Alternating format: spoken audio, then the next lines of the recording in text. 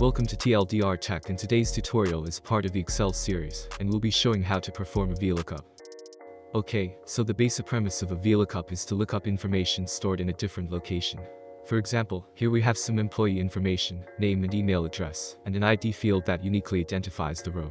On the right we have salary information stored in a separate location, but also includes the unique ID number.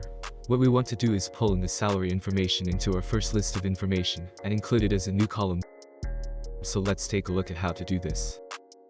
So first of all, on our first sheet we have a list of employee data, and I've added a salary column in column D, where we want to display the salary information.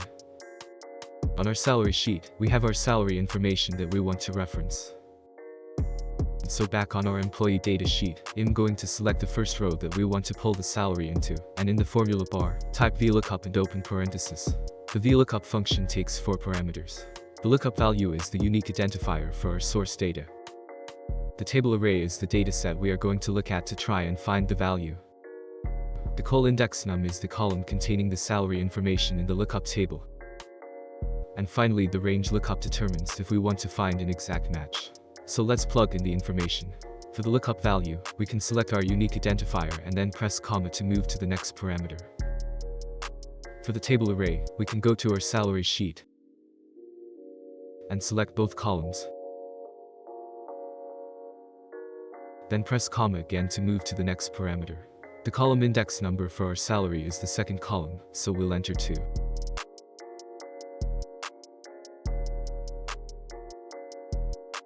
Pressing comma again takes us to our last parameter, asking us if we want an approximate or exact match. And in a majority of cases where you have a good unique identifier in both source and lookup tables, we'll select false to indicate we want to match the key values exactly.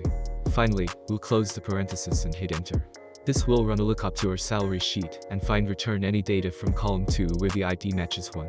In this case, it's found a match and populated the value £44,106, and we can check this is correct by going to our salary sheet and finding ID 1, which also shows £44,106.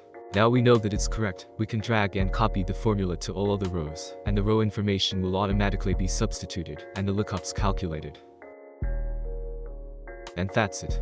You've successfully added a VLOOKUP to your spreadsheet linking 2 data sources together.